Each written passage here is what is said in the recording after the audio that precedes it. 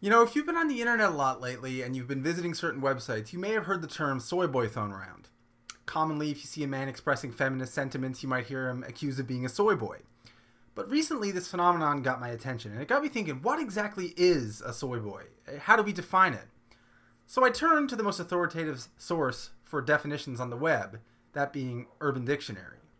So according to Urban Dictionary, a soy boy is slang used to describe males who completely lack any and all necessary male qualities.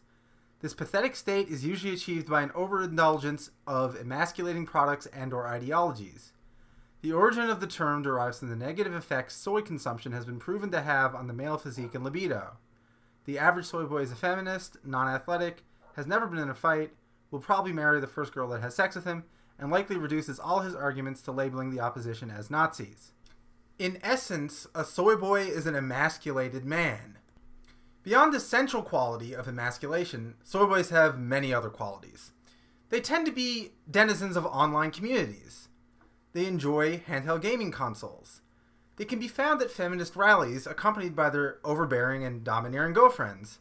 And they have a characteristic smile. That smile is something I want to explore in a little more detail. The soy boy smile is easily one of the most recognizable features of the soy boy. And in case you've never seen it before, it looks a little bit like this.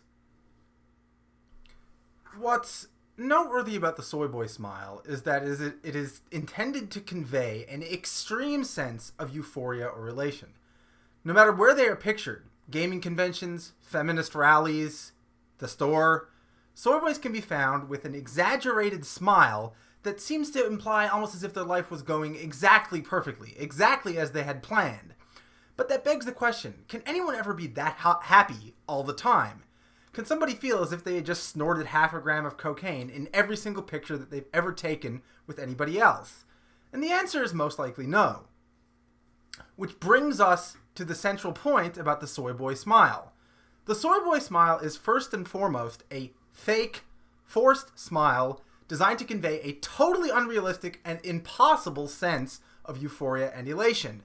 The reason being, the soy boy wants you to think that he's a person whose life is going exactly as he had planned it. He wants you to think that everything is going just great, when in reality he's probably being forced to make this smile by his domineering girlfriend who's taking the picture.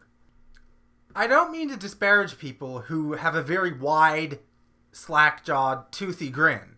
By no means. If you just won the lottery, if you just got married to the love of your life, if you just snorted a whole lot of really, really euphoric drugs, by all means, go ahead and smile like this. If you feel the need to make that smile in every single picture that's taken of you, it raises a bigger question. Why are you this dishonest?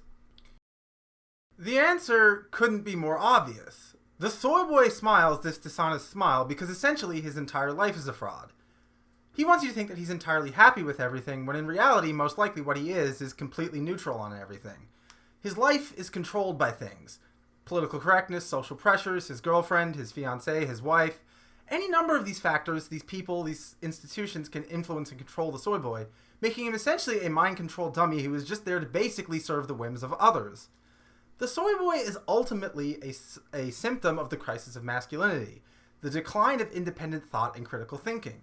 The soy boy is, in essence, a nothing, a walking zero that basically occupies space while being really nothing but empty vacuum.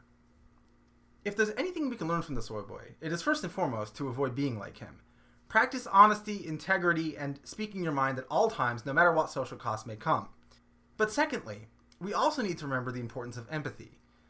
These soy boys were once living, breathing human beings. They were not always pods. There was a time when they were men like you or I, and they were gradually reduced to their current nothingness by social institutions that brought them there. So the next time you look at a soy boy and think to laugh at him or disparage him or anything like that, ask yourself, could I find myself reduced to this state? Could I find myself smiling dishonestly in order to convey the world a false image? Could I myself one day become a soy boy? That's it for me today. Peace out.